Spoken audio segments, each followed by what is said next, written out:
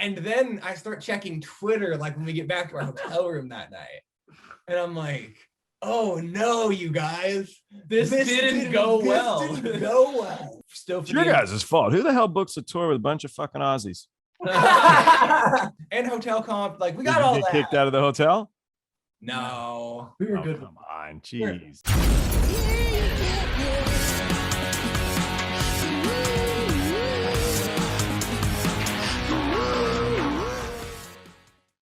Hey, this is Party Like a Rockstar podcast, and I'm your host, Joel. Today's episode is brought to you by Misha's Kind Foods. They're an LA-based small business making the world's finest non-dairy cheese on the market today. They're lactose-free, paleo, keto, kosher, Parev, and 100% vegan.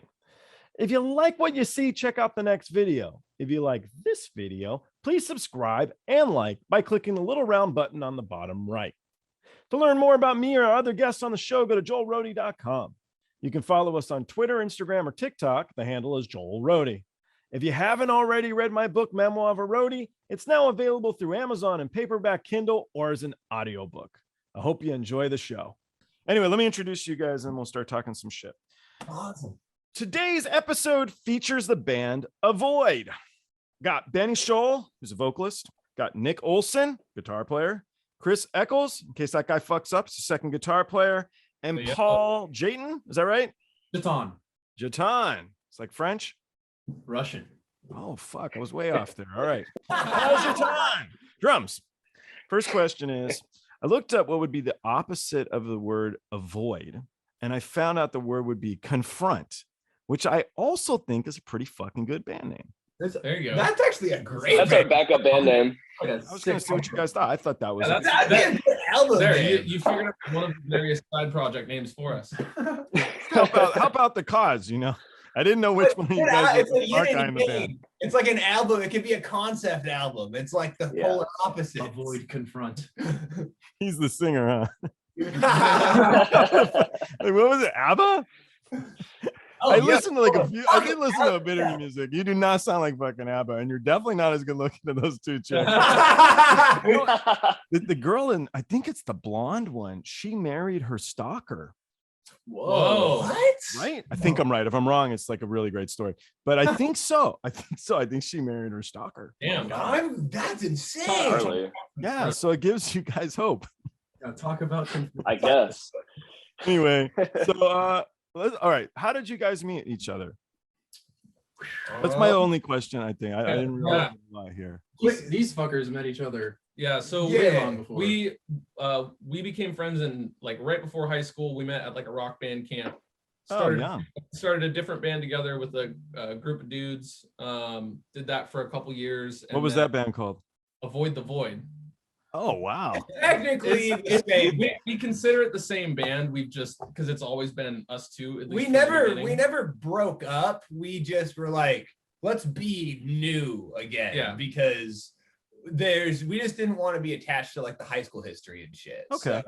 And so music camp is like you practice all day with like big musician guys, or what is that?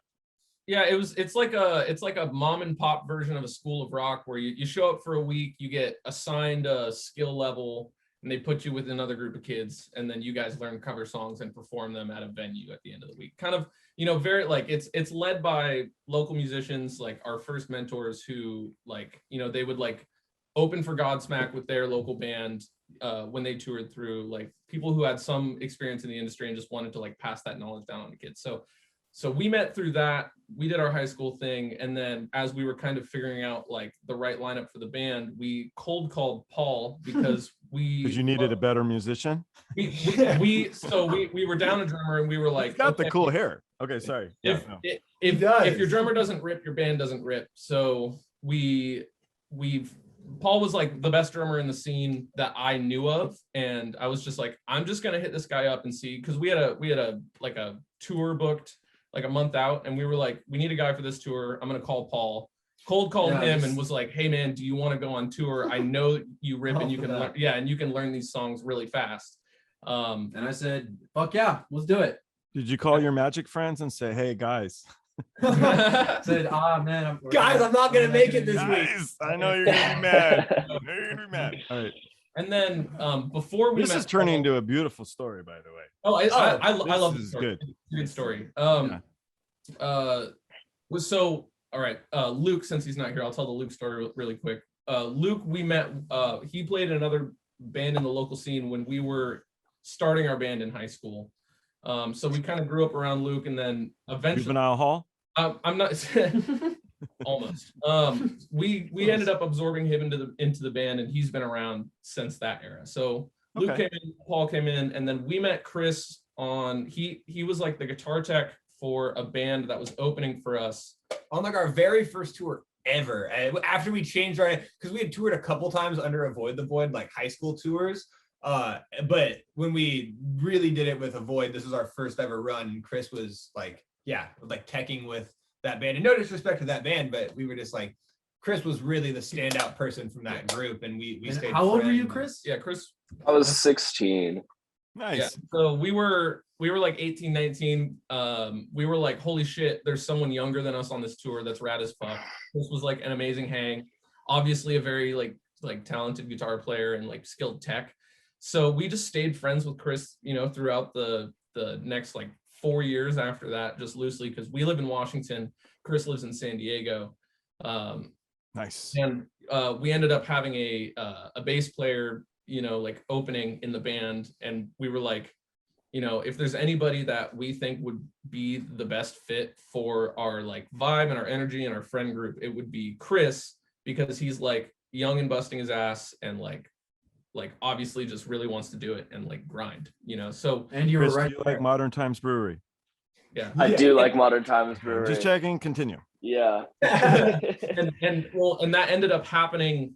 Just the circumstances of it all was wild, because we were in the studio recording our last EP, The Burner, and Chris was with us not as a bass player but as a content person. So he does photo and video. So he was like, documenting the whole process, and that was kind of like an artist.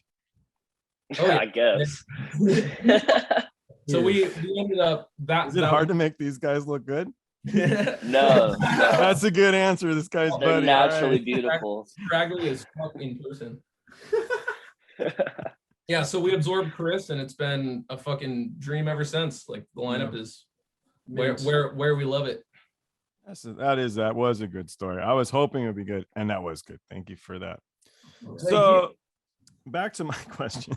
The music video for My World. Who thought it would be a good idea to put fire in your video? Who let you do that? I don't remember That was I honestly think it was our videographers, Matt. directors. And there was no one there to veto this idea, but like, No. We were like some extra homies that were at the shoot were like, yeah, we brought some skateboards. You should light our You should skateboards light on fire. Mine's shitty. Use mine. Like Yeah. mine's shittier than the one Yeah. you brought. Don't ruin your nice board. Like, I do have a black flag skateboard, dude. How cool is that? Oh, that's sick. dope. sick. Isn't it neat?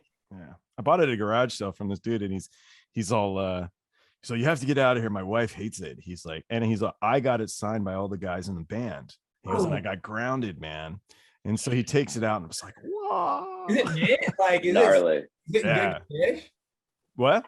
Is it in good condition? Not too bad, but he wrote it, that's for sure. But I mean, the truth is, it's not like the Rolling Stones. It's not that easy to find a black flag skateboard. Oh, that's why. Yeah. Yeah. It's really, really neat. It's one I love it. I like the story behind it. The guy was cool, man. The guy was a good dude. So it was fun for sure. So it was good. So sick. So sick. So you guys got the music video thing that you guys just released recently-ish, right? And Yeah, then Back, yeah. yeah, and then we got a couple singles that you guys are releasing, and then you guys are doing a lot of dates right now. I looked up. You guys are busy. Well, we were busy. What happened? So Northlane, the headlining band for the tour we were gonna do this summer, they're from Australia, and unfortunately, they couldn't get their visas processed in time, and there was holdups with that. So unfortunately, the tour got canned. But we do have some dates that we're going to hopefully be announcing within the next couple days to kind of make up for it. It's not the full U.S. run we were hoping to do this summer, but it's at least going to get down the West Coast and out to our friends that are at least in our closest markets. You know what I mean? Yeah, it's okay. Next year you go back out again and make it up. We have some tours in the fall. We have some stuff still. It's your guys' fault. Who the hell books a tour with a bunch of fucking Aussies? Hey, we didn't book it. I blame you. I don't care. Our agent's fault, but not really. It's no one's fault. It's really just an unfortunate circumstance, which is why we can't really be too bummed. No one fucked up. No one. Yeah. Did. It's Are you guys practicing at home? I wish you would. That's why. It would be nice. All right, I don't know. I'm done making fun of you. So no, we're maybe, we're staying alert. We're staying ready. Like we're really like we try to pride ourselves on being like ready to go at the drop of a pin. Like if we get that call that like, hey, this band can't make it and there's a spot open on this full tour and it starts tomorrow, we're that band that's going to be there. No problem, no questions asked, no hassle. Like we really pride ourselves off of just like being ready and being down for whatever. Yep. yeah, that's good. I'm sure maybe we could find you a gig. I don't know. It could be like the YMC swimming pool. That would be good. We'll take it. Hey, Yeah, we'd love we're that. that's what we're doing. Literally. We're doing parking lots, backs of restaurants, house shows. Those all sound a little too good. I don't know. So it's honestly, it brings us back to our roots of our first tours and all of So that. there you go. So there's one of my favorites is like, what are some of the goofiest gigs you guys have played? Some of the oddest ones, ones that come up to mind. What do you got? Oh, I got one. Well, I mean, Buffalo. We played in the back of an Italian restaurant. That was sick. And that show was like we were on tour with a band called Insurgents. They're like a really heavy ass, like kind of hardcore, like mathy band from Texas. And like the room in Buffalo like exploded. Like people were getting hurt. I got crowd killed into my drum set. People were jumping off of tables. In an Italian restaurant. Yeah, and it was like this nice Italian restaurant with like trim and like guardrails everywhere. It was like pretty nice. It was weird. And the kitchen was open. Yeah, there was like people like having dinner. We loaded in our gear through the kitchen with all these dudes cooking fucking spaghetti and lasagna. Did they feed you?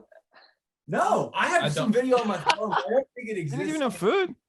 No, we didn't. Unless you had to buy it. They didn't give us free food there. No, they didn't get food. Yeah, we got shafted. We got weird ass weed though. Oh, we bought some weed. I remember we bought weed that night and like might have been laced or something. I don't know, man. Something was weird about that. Did you say grazie? If you don't say grazie, they give you well, it was from an old buddy, and I don't even want to call him out because I don't think, but it was just like there was something about this weed that was just like either it was really good, but we're from Washington. We get the good legal at whatever you want, and we're pretty versed in the subject. I like how you threw in the legal there. Yeah. Never do any illegal. Never do it. But we're pretty versed in we're connoisseurs, if you will, and it takes a lot to put us on our ass. And I remember this weed was just like it was crazy. It was different. And the other thing I remember really distinctly about that show, and because this whole tour was a little weird for us, not in a weird and a bad way. The band we were on tour with are now some of our best friends ever, but they're like very hardcore, very in the hardcore roots, very political live. Like that's their whole thing is very polarizing and very hardcore. And it's just not what we necessarily are. And it was all like, so some of the shows we ended up playing on that tour were hardcore shows. Very like hardcore shows. And we're up there doing like little breakdowns and singing in our choruses. And it was like, I remember the promoter at the end of that Buffalo show comes up to me and he's like, you know, man, you guys are pretty fucking sick. I'll be real. The agent hit me up and I didn't even want to take this show with you guys. I was like, can I just take Insurgents? Like, I didn't fuck with you guys. I didn't think you guys would be cool, but you guys are cool, man. You guys are where are we? And meanwhile, the promoter was the guy who was crowd killing the Yeah, artists. the promoter is the guy that's out there fucking like decking people. decking people, dude. Yeah, it was insane. so funny. Like, yeah, It was awesome. That sounds great. Buffalo. But Did yeah, you go I to mean, the falls? Isn't that close? Oh, Niagara yeah. Falls. Yeah. Mhm. Oh yeah, we saw the falls from both sides because that was like a tour that went through Canada. So we were just like, fuck it, hit both sides, you know. Saw it was snowy and icy. Yeah, Gorgeous. middle of winter. Buffalo's cool. People are cool out there. You know what's not cool? San Diego. No, it's the best place. on the San goddamn Diego, planet. bro. I just got a VW bus, and my friend was telling me, he's like, so when you're ready to get rid of it, we just put a surf rack on it, and we take it to San Diego, and someone will buy it. Yeah, me. Yeah, you're the guy. This is all the Let me setup. know. I don't really care about your band. I just want this guy to get paid more. You're just trying to sell. You're trying to sell fucking. It's a nice bus, dude. It's nice. I don't even need to see. I'm in. You want it? Chris is like, let me make an offer. Yeah. Well, I like the gig. It's nice. The Italian people kind of like you. They just won't feed you. That's good. I know. Is it actually Hey, cold as up the- there as right the now in resident Washington? Italian I'm in a here, I'll sweatshirt. feed y'all. What do you say? I said, as the resident Italian here, I'll feed everybody, bro. Don't even worry about it. You speak any Italian? Not even a little bit. Grazie a tutti. What's your favorite spots in San Diego, Chris? I'm My gonna be favorite spots. So, how familiar are you with San Diego? pretty familiar. I live in North County, San Diego, which is like the Carlsbad, Oceanside Vista area. I Yep. don't know if you're too familiar with that. Yeah, Stone where I Brewing Company's live. not too far. Yes. Just tell me Stone where the Brewing brewery, and which San breweries, Marcos. and I'm like, Yeah, oh, well, I mean, we have Belching Beaver, we have Belching Beaver's Modern pretty good. Times. Modern Times is like Um, that's really good. Stone has a couple locations, and the one that's actually by my house is sick because they don't serve any food. There's like the big Stone that serves food and is like Good their food. master like brewery and stuff, but the one by my house just serves alcohol, but you can bring food there. So like I'll grab like a burrito and then go over across the street and then drink some drinks at Stone with my burrito. It's pretty sick. That's pretty fire. That's sick. A day in the life. A day in the life of a jealous. San Diego man. San Diego, man. Where are you based out of? LA. That's why I know. Oh, there you go. Yeah, I go down to San Diego a lot. Oh, okay. And my girlfriend's brother's stationed down there, so we go crash his Oh, place. Pendleton. I should know. He's a Navy. Oh, Navy. So he's probably in Come on, oh you my got God, what is the name of the I don't know. It's city close to there? a really good all-you-can-eat Korean place, but I don't know any breweries that close, which is why I don't know. Oh, you can eat Korean. I'm getting hungry. Yeah. The only place I know by name down there is Fort Pendleton, just because it was so close to my parents' house. There's a naval base that's a little more south, Yeah, and obviously more by the water. Yeah. that does help with things. Yes. More by the water than Oceanside. Yeah, but like Camp Pendleton goes back into like the brush of the mountains and stuff, and like more desert terrain. Fucking artist, dude. Total art. Look at that brush in the mountains. That's why beautiful. we snatched him up. I'm trying to paint a picture here. So it's putting together a podcast. I'm at my buddy's house. Buddies have kids. Buddy's daughter's in 5th grade. And she said to me, you should ask every guest when they first felt famous. So I ask each of you guys, when did you first feel famous? Now, fame is not really an answer you would choose for yourself. And I'm not saying you should or you shouldn't. I'm not. But what I am saying is, what was a kernel in time that like started setting you on your path to who you are, where you're going? What moment would each of you guys choose would be a good moment?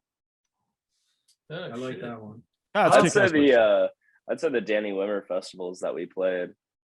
Yeah. Yeah, they were both of them were just the 2 biggest shows we've ever played, and one of them was at Daytona Speedway, which is the coolest shit for everybody, and All Louder big. Than Life was a big ass festival, and I've never felt cooler in my life. Right on. Yeah, I mean, I think about probably the same, because I mean, exactly. Like, it's weird to think about fame because I think like all of us at times feel like, oh fuck yeah, we're doing pretty good, but then I don't. All of us get very whipped back into reality sometimes, and it's hard to feel famous with like breaking through. However, I mean, for me, the time I felt famous was when I went viral for singing the national anthem, and that whole thing happened. That's probably the first time that I was like. So that's the NASCAR thing, right? Yeah. Oh yeah. So how did that all come about? Did like an agent person set you up for that, or? Oh man, this is the best. That's a long story. So That's a okay, long story. this is a long I have story. time. I got a I second can tell it beer. in the shortest way. Just don't so- get boring. Don't get boring. No, basically, Oh no, it's good. so it started off with so our bass player Luke.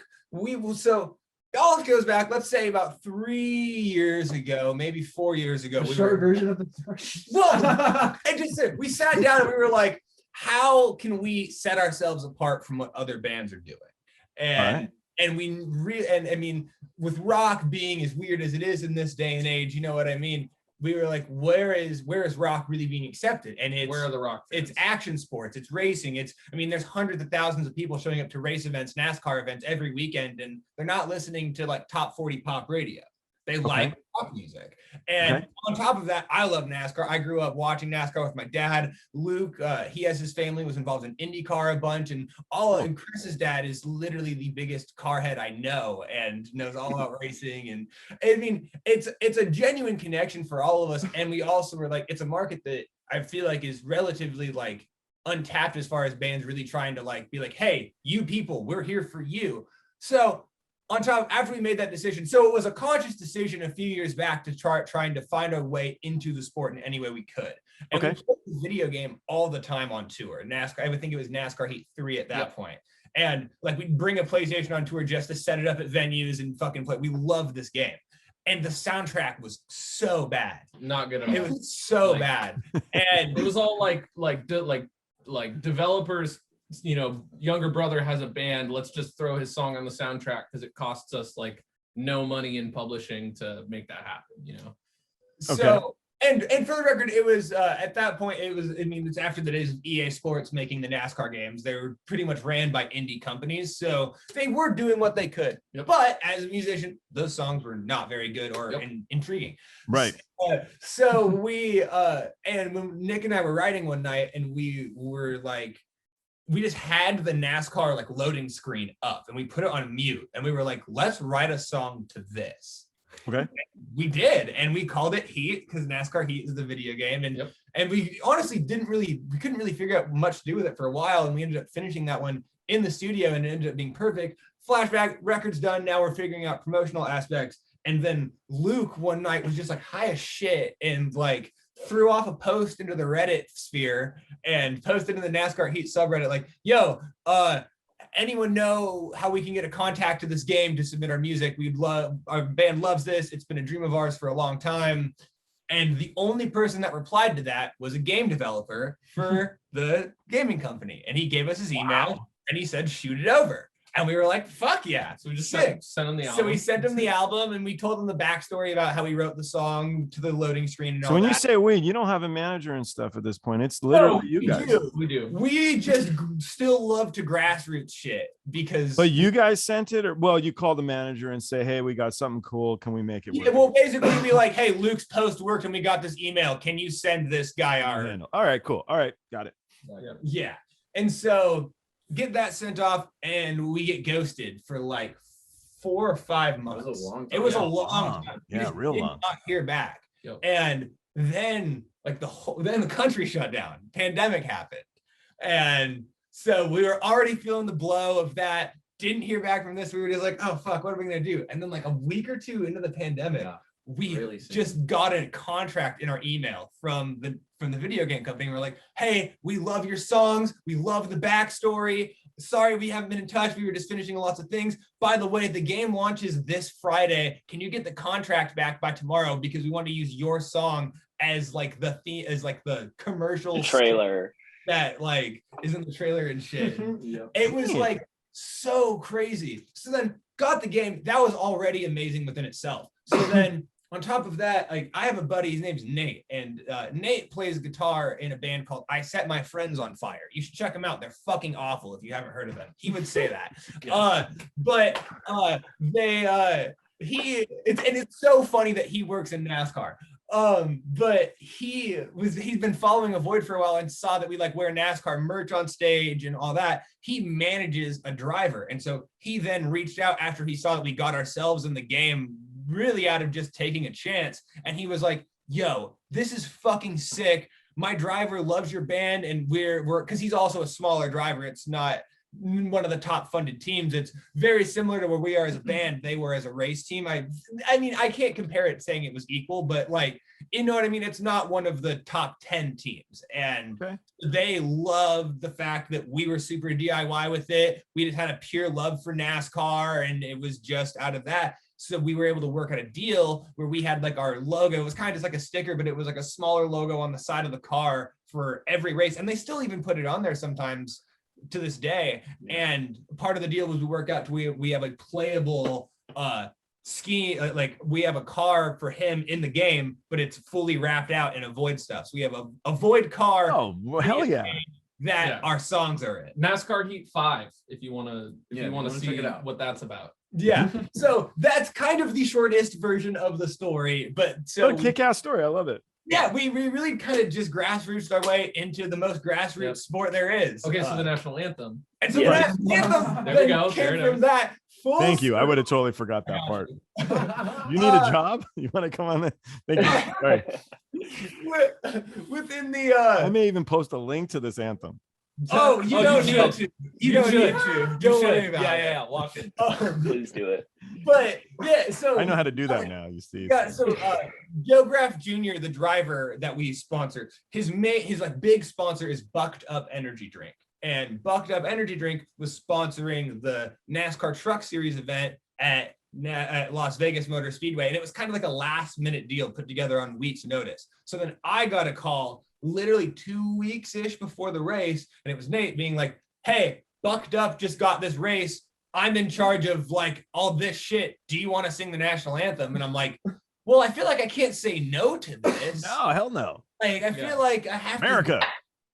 I got once in a lifetime opportunity. Oh, like, it gets better. and so then we did that. Get down. Nick and I practiced doing the national anthem together for like 2 weeks. Yeah, it was supposed to be like electric guitar and vocal, like, you know, kind of like rocked out, but very, you know, like it wasn't going to be like a rock band playing the national anthem. It was going to be like a very respectful traditional version with of the song, with you our know? flair. And Yeah. And we advanced that with the stadium. It was all good. And then we get down to there and we get on the track. like on the track. We're about to do it like minutes before. Yeah. And Nick pulls out his amp, dude. and they like laugh and they're like, we don't have power for that down here. What the fuck do you? They're like, we don't have power. We don't have a microphone for you, like for your amp. Like this is not gonna happen. And so, I mean, and we're on the track minutes away from this happening. And I just turned to Benny. I'm like, you have to do this by yourself. So how many people are there? 20,000. And they don't have they don't have any 20,000 power down there? and it was televised. And granted, this was in 2020, so this was still like NASCAR was one of the first. So it was technically sold out, but Las Vegas Motor Speedway can hold 100,000 people. So it's 20,000 people, but it doesn't necessarily feel like 20,000 people. It's It is social a little. distancing, yeah. It's social distance out. It's spread out, but there is that many. 20,000 people. That's a lot of people. Yeah. Oh, it's a lot of people. Yeah. So Benny and I go back to the like little van that they brought us onto the track with, and we just went in. I'm like, okay, here's your starting note. And like, I'm just hum like, this to yourself until you start like, and I'm pretty sure at this point, like we had only ever practiced this together. Like at this point, Benny had never sung the national anthem a cappella in his life. Never done it. Until it was on TV in front of 20,000 people. We only practiced it together, and Nick, and just full of. I mean, I would consider myself a musician for the last 10, 11 years. Everything I've done has been with Nick. Every single thing I've ever done music related has been with Nick. Never Not thrown up there solo. So it's like, I felt like the rug ripped out. It was crazy. And so then that's fine. It actually goes over pretty well at the stadium. In the stadium, it sounded great because there's like massive reverb and like the vocal is EQ. Yeah, the crowd went nuts. And don't get me wrong, I'm a raspy singer and I sing like a rock guy, but I wouldn't say I butchered it by any means. However, the stream of the national anthem was just dry fucking mics, raw mic, just as raw as it could possibly be. You don't get the reverb, you don't get the You hear every little imperfection. So you just hear every little imperfection so perfectly, and so that's the audio that goes viral. And so at the stadium, like Nick's giving me the biggest hug ever. The crowd's erupting. All the guys are like, Benny, we're like, you just did so good, dude. Yeah, he killed it. Yeah, we were like, yo, that sounded great. Fuck and yeah. so the night's going great. And then I start checking Twitter, like when we get back to our hotel room that night. And I'm like, oh no, you guys. This didn't go well. And it's like the fact that we thought it went like, it didn't go perfectly. Obviously, the rug got ripped out from under us. But we were like, okay, guys. Yo, like, we made it through. We made it through. You know? And I think everyone can quote me on this. The one thing I said for the 2 weeks leading up to the anthems, I just want a forgettable anthem. I just want to go up there, do it, and I want no one to remember we did this. If you have a forgettable anthem, it's good because that means people only remember the anthem if you fuck it up. Did your mom call you? What the fuck are you doing in Vegas, boy? my mom's the greatest, bless her. Everyone was all the family, and so they were all proud. And so like my close knit circle was all proud, and so they were just gassing me up. Everyone at the stadium, it actually I feel like went over pretty well. And then Twitter just got a hold of it. And it hit CBS morning radio, and that was it got talked about on like hundreds of sports radio stations. Real quick, what's all that clicking? Oh, sorry, it was me crashing my can. Oh, okay, because that's gonna totally fuck up your thing. I mean, it's okay now, but if you keep doing it, anyway. Keep going. Sorry. You're totally right.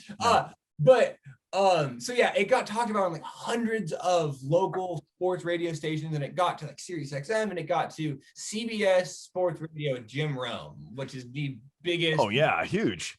Yeah, it's as big as it gets really when it comes to sports radio. And that dude just ripped me fucking. It was insane. But it was so great because over multiple days. Yeah. Oh, this was like a whole 3 to 4 days. If you just YouTube search Jim Rome, Benny Scholl, the whole saga comes up.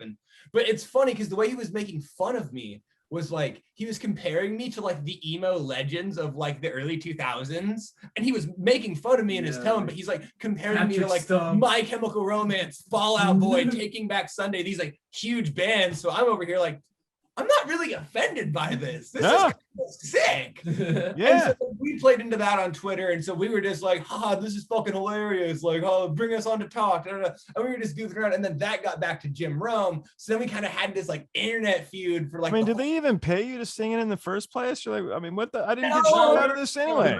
We got into the race. They hooked it. I mean, we were in the suites. They hooked it up all. It was kind of like a. Did they give you beer and food? We did get our hotels comped. Beer. Oh, hotels comps is cool. And hotel comp, like we got all that. Did you get kicked out of the hotel? No, we were good. Come on, Jesus. I know. Not that night. No, I was depressed, bro. I was all sad. I was just like. I wish I was there. I would have made you feel great. I mean, essentially, long story short, it goes all week with Jim Rome. It gets super big, and it leads into me. I ended up going on the show.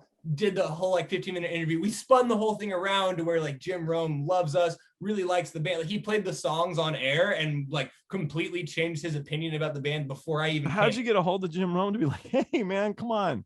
Twitter, man. I know Twitter literally just like because he talked about it on air, so then I just rebutted and tagged him in it, and he happened to see it. And then literally when I got on the show, did you say like "fuck you, butthead"? Like, you know what? Fuck it. I'm just gonna call the line, the fan line, and see if I can get through. And I got through. Why are you so mean to me?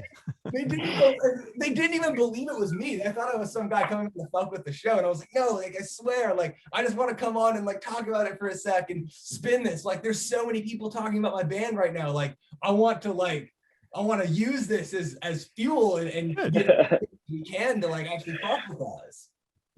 So you're gonna sing the national anthem again, or you're like, no. I hope so, man. I think I'm gonna put my cap up for that one. I think you're retired. I think I'm doing that again. Kind of a one. You got a lot out of it. You got a lot. It was good. That's the thing. You did better than Roseanne. Roseanne never like rebounded. See, neither did Fergie, neither did Madison Rising. Like everyone pushes it. That might be it. That was the thing that was rough. I was getting compared to Fergie and stuff in these like radio shows, and I'm just like, yo, it wasn't that bad. Don't do it. Don't do it like that. Like. So the deal is your friends have terrible taste because they thought it was awesome in the moment. Yes. That's what I thought it was badass. Yeah, maybe we were too drunk or something. I don't know. It was Vegas. It was Vegas, that's for sure. All right, when did you guys feel famous? Oh yeah, there we go. It wasn't playing the national anthem, I'm gonna say, huh? Definitely those festivals for me too. Like we've never been able to like play on a truly massive rock stage that like the back line behind us is, like Korn and Metallica, like the playing on main stage was awesome. And we like weren't able to go out into the crowd without getting stopped. So I was like, okay, cool. That's like a first taste of of what being a big artist might be like, you know? Yeah. That's cool. I live with my Did you girlfriend. guys watch Korn and Metallica from side stage or? Oh yeah. It was incredible. Crazy. It was so sick. Yeah. Jonathan, I love Korn. Yeah. I did a movie and Jonathan Davis was the liquor store clerk in my movie. Yo, what? What the fuck? Yeah, it was fun, man. He's cool. He's a really good dude. That's so sick. Yeah, he's a cool So cat. you have a movie? It's not a good movie. Well, tell us about the movie. You can just say, I have a movie, and then Jonathan Davis. So I'm not gonna be, I quit being a roadie and I was gonna make a movie. So I just figured if I stick a shitload of rock stars in my movie, it will do good, right? Because they have big followings. So it's very random, man. Josh Todd from Buck Cherries, the drunk dude. Let's go. And Dizzy. So the bar band is Dizzy from Guns N' Roses, Louise from Veruca Salt, Matt Nelson from the Nelsons. Oh, wow. And Josh Todd was in the bar too there at that time with the being drunk or whatever. I'm like, this is the craziest bar like ever. But are they like playing themselves or are they playing characters in the movie? so Dizzy has a name, and then Josh is actually interesting because Josh made me give him a name because he was just drunk guy. So I'm like, why? I'm not drunk guy. So he's Hutch because he's a Hutch is a cool name. If you make me Hutch, I'll do it. Funnier, so like setting the movie scene is it's one thing, and it's like you take it in, it's like this is so legendary, and it's like they're not even playing that. Like if you were to just walk into that bar, you'd be like, what the Whoa, fuck? what a bar. Boy, do you have a good band. A little hole in the wall. And yeah, it was totally fun, man. It was cool. I forget who else. There was other people there too. I forget, but it was fun. And then the Cottonmouth Kings were going to be the people waiting in line in Jonathan Davis's liquor store, but their car broke down. Saint's car broke down. And they didn't make it. So it was yeah, that was fun. So Warner Brothers distributed it in the end or whatever, but it was it's not that good is the truth, but it was real fun. It was real fun. I would love to watch this. Yes. I'm so interested now. You just sold. There's a lot of randomness. Said it was bad, made me want to watch it more. Well, I didn't know, man. I was a fucking roadie guy, and I figured it'd be a good career, like directing, because they get overtime, and then you just sit there and you're like, no, do it again, and then they do it enough times, and you're like, all right, give it to the editor, it's gonna look great. But I didn't know. I'd say stop and go. They'd be like, you really should say cut. I'd be like, this is my movie, bitches. Stop. I love it. Next. Stop. I don't know. It was a fun experience. I think the people involved were quite entertained, and it was good, dude. It was cool. It was a trip. That's so sick, dude. Yeah, a little different. So what do we got? We got one guy here. What's your famous moment? I mean, obviously, yeah, the festivals it was that moment of like, holy shit, this is like, we're playing with Metallica and Korn and fucking Leonard Skinner. But I think, oh yeah, for me, it was the last tour we just did with Fit for a King, because it was 6 weeks long. It was like the longest tour we've ever done, biggest rooms we've ever played. You know, so are you guys? You're in a van tour? Yeah. Oh yeah. Yeah. 6 weeks. Okay. Van trip, sleeping in the van. And just to see how well we did, given all of our obstacles and our speed bumps, like the fact that we made it through and like bonded so much with the other bands on the tour, it just made me realize like, fuck yeah, we can fucking do this. Like, yeah, we can exist at this level, and we can do this.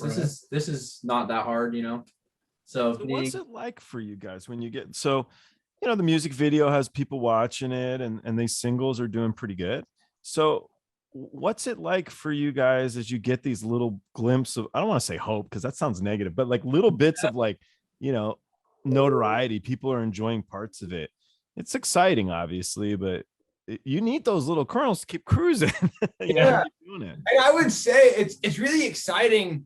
And I think the thing that keeps us going too is like, we get excited for like a second, and then it's instantly like micro analyzing the things that didn't go well about it, and not trying to get ourselves down about it, but it's like it's really exciting to be at the spot that we're in, and it's great being young, and I feel like if there's the best advice we've ever gotten from anyone that's bigger than us is, enjoy where you're at now. Like, it doesn't last forever, and I had my best days in the van and fucking around in the parking lot, and so but a hotel room and taking a shower does not suck. So it does it. Right. But It's nice as a treat. Yeah. And it's just like, fuck, I don't know, man. Like, it's exciting and it's really cool to be where we're at right now. But at the same time, it's like, you got to be aware of where you're at and know that, the singles are doing well. And they're certainly, like, I'd say that if you look at a graph, we've been doing this for the last few years, and we feel that growth. But it's also every time it's like, fuck yeah, that went really well about this.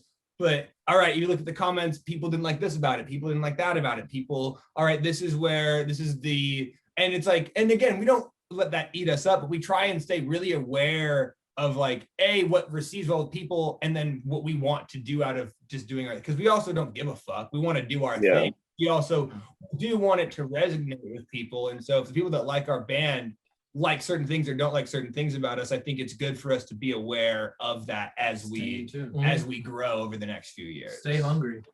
Yeah, we stay really, really, really hungry, and we give ourselves little pats on the back and big punches in the gut.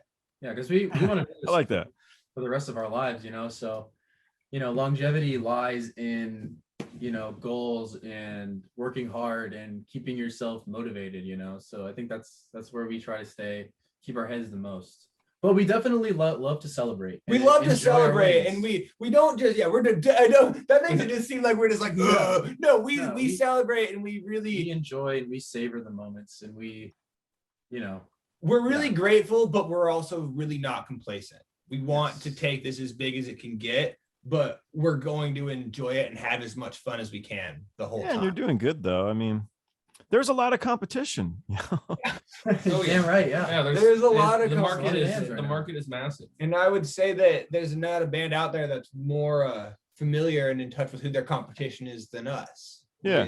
We keep our ear down and we stay really in touch with what's relevant, and it's just exciting, man, because there's a lot of really good stuff, and but there's a lot of really bad stuff out there too. And I think that because of, like, at least for me, like, yes, music is incredibly oversaturated right now, but I also think that you can smell genuineness from a mile away, and you can kind of tell who's going to be around for a day and who's going to be around for a year and who's going to be around for 5 years. Like, and so just try not to get too caught up in the other. It just, like, we'll find our own little pathway in this industry, because it's really fucking big, and sometimes, especially like suits and stuff like that, make it seem like it's really small, but it is really big, and there's a place for everyone if you're willing to work hard enough and figure out where that place is. Find it. I mean, there's plenty of bands that are paying their bills and making a complete living, and you've never heard of them, and they're never going to be on the radio, and they're never going to be mainstream marketable, but they've built their own little fan base, their own little community, and that is their job. And I don't know. Fraggle Rock. Fraggle Rock. Just to give you an example. Yeah. Never heard of them. Yeah, it's good stuff. I want to check it out. But yeah, so I'd say that. You guys have never heard of Fraggle Rock, really? Yeah, that's a perfect example right There there. you go. So Fraggle Rock. So I had on Zappa, Amit Zappa. Oh, Sick. Yo. Yeah, fuck. and Can yeah, we we get were all drunk before we started, and so Amit was gonna produce Fraggle Rock, which is Jim Henson stuff, right? Oh, okay. Right. And so I was like, dude, so what the fuck? Where's the Fraggle Rock movie, man? And he's, well, actually, so we went down this rabbit hole of Fraggle Rock. Like, that's pretty much what we talked about. So That's awesome. but yeah, Fraggle Rock was good shit. That's The reason we don't have a movie is fucking Amit. No, I shouldn't say. I don't know, but maybe one day. Zappa, though, the badge for the best things you could ever name your children. True that. Oh, that was the big part of the thing, as we talked about. There was an interview where, hey man, your sibling is named Moon Unit. That shit is fire. That shit is awesome. well, I didn't tell him, but she's pretty good looking. So I was like, dude, your sister's hot. But I didn't say it. I was like, good boy. I was a good boy. Yeah. I'm sure he'd heard it before. For sure. Oh, I was a very good host on that. I was like top-notch shit there. There you go. You really came to. Yeah, it really came through. Awesome, man. Anyway, I'll grab a beer when we're in LA or something, man. yeah, fuck yeah. I'm in. Yeah, we'll do it for sure. We'll have to hang out again. And yeah, let me know when you guys are out here. I'll come to the show. Dude, we would love to, Hopefully, man. hopefully. I'll wear my cheerleading outfit. There we Yeah, go. There it is. as of right now, I know we're playing in Oceanside on August 4th. Yeah, that's too far. Yeah. No. Bro, but we'll guest list you. Oh, thank you. Oh, come on. Thank you. I'll let you guys know. I don't know. We'll see. We're trying to work on an LA show too, so maybe it'll be even closer. No. What area of LA are you in? Are you in actual LA? Or are you in like the outskirts? In the valley, so I'm in Tarzana. Oh, okay. Okay. Nice. I like that There's area. a bar down the street from me. Actually, where I shot that film is funny. And now that I'm up here, Oh. it's called the Maui Sugar Mill. They take bands a lot. You guys should try and reach out to them. Yeah, Hey, Maui there's a Sugar lead. Mill. See that, Benny? All right. Let's go. We'll take it. That might be a good venue, and that's actually very convenient. Sure. I'm really bad. I don't go You. to too much, and a lot of these publicists are like, "You got to go," and I'm like, "No, you can interview people there." I'm like, "Double no." Angelo from Fishbones is like family, and so he was playing actually at that Maui Sugar Mill. So I finally went to a show and I went to go see Angelo play. So it was fun. I actually enjoyed myself. So. Yeah. That's awesome, man. Yeah, it was good. So anyway, I really do appreciate you guys' time. Hope to talk to you guys soon. Dude, we Yeah. you, man, this has been so much fun. Hell yeah, that was a good one.